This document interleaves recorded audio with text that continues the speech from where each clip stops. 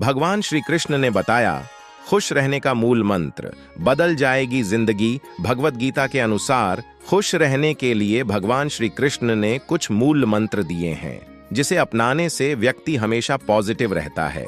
इसके साथ ही उसका जीवन खुशहाली से व्यतीत होता है।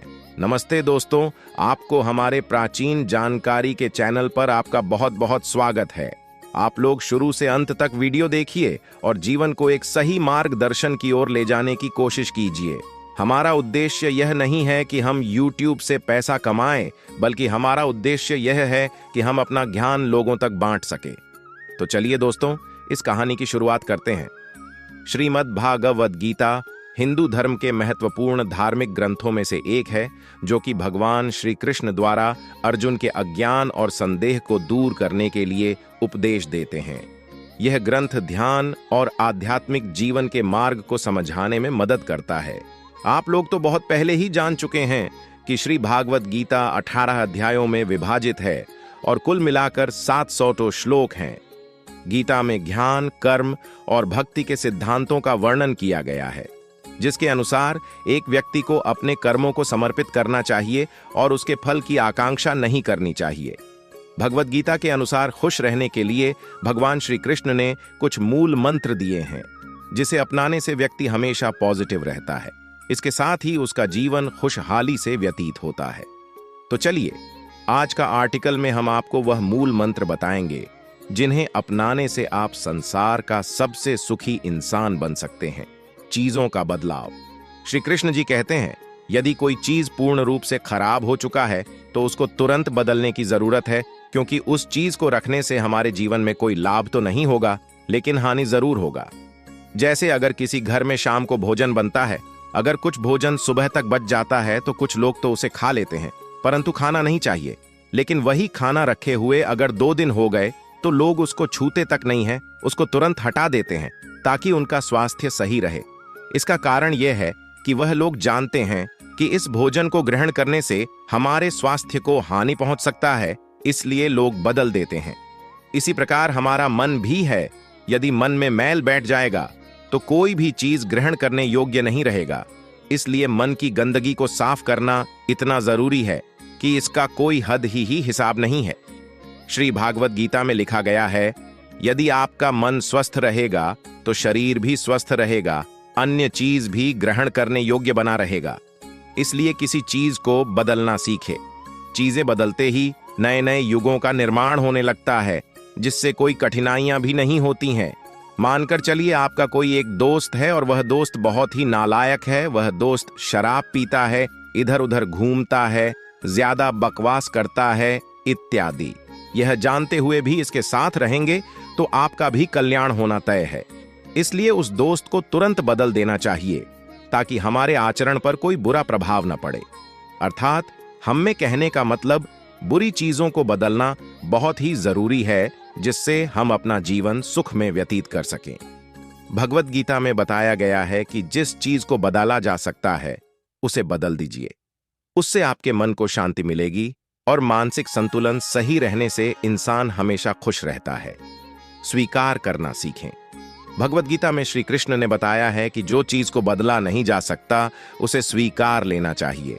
इससे इंसान सुखी से अपना जीवन जी सकता है। खुश रहने का यह मूल मंत्र होता है कि जिस चीज में आपका बस ना चले उसे भगवान पर छोड़ देना चाहिए, क्योंकि समय से पहले ना कुछ मिला है, न किस्मत से ज्यादा कुछ मिलता है। आपके भाग्य में जितना लिखा होगा उतना आपको लेना ही होगा, चाहे वह सुख हो या दुख। इसलिए हमेशा मन में संतुष्टि बनाए रखें, इससे आपको कभी तकलीफ नहीं होगी। भगवान राम अपने मन पर इतना नियंत्रण कर लिए थे कि उन्हें आज तक कोई समझ नहीं पाया। वह बुरी चीजों को तो त्याग करते ही करते थे, लेकिन कुछ चीज ऐसी भी होती थी जिसे वह स्वीकार कर लेते थे। जैसे महाराजा रावण ने सीता का अपहरण कर लिया था। इस बात से भगवान राम तो बहुत दुखी हुए, लेकिन उन्होंने यह स्वीकार कर लिया कि मैं रावण के घर से अपनी पत्नी सीता को जरूर लेकर आऊंगा। इसी को समझते हुए भगवान राम धैर्यतापूर्वक रावण की द्वारा की ओर चल पड़े। इससे हमें यह सीख मिलती है कि जीवन में कुछ चीज ऐसी होती है जिन्हें हमें स्वीकार करना होता है। यदि स्वीकार नहीं किया जाएगा तो महाभारत होना तय है।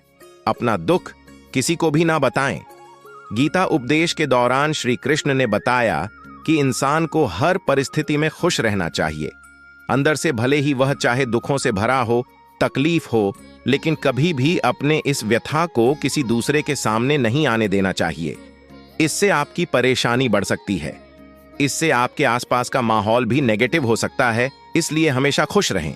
विषम से विषम परिस्थिति भी खुशियों में बदला जा सकता है। श्रीमद् भागवत गीता में कहा गया है कि हमें अपना जीवन सुखी सुखी बिताना चाहिए। अंदर से भले ही दुखी क्यों ना हो, लेकिन बाहर से हमेशा खुश रहना चाहिए, ताकि किसी को पता ना चल सके कि यह व्यक्ति बहुत दुखी है। अपना दुख किसी भी व्यक्ति को नहीं बताना चाहिए, चाहे वह कितना भी खास क्यों ना हो। अपना दुख किसी दूसरे व्यक्ति को सुनने से आपके कीमत कम होने लगती है, क्योंकि दूसरा व्यक्ति सोचने लगता है कि यह हमेशा दुखी ही रहता है, जिससे लोग आपके पास आना बंद कर देता है।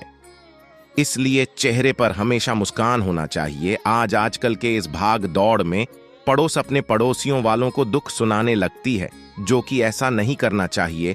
हमारे कहने का मतलब अपना दुख किसी को भी नहीं सुनना चाहिए। व्यायाम करें।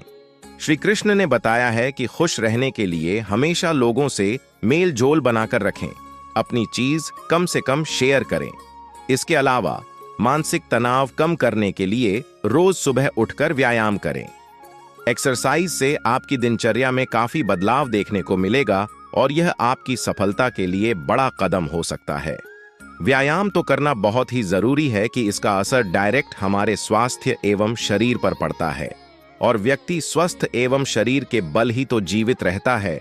अगर यही नहीं सही रहेगा तो लोग अपने जीवन को सुखी में व्यतीत कैसे करेंगे।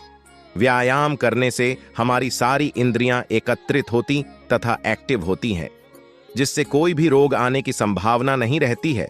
और रोज सुबह उठकर व्यायाम करना चाहिए। नहीं ज्यादा देर तक कर सकते हैं तो 20 ही मिनट कीजिए, लेकिन व्यायाम जरूर कीजिए। व्यायाम करने से हमारा दिमाग तो तेज होता ही है और हर काम में मन लगना शुरू हो जाता है और हमारा दिनचर्या भी सही होने लगता है।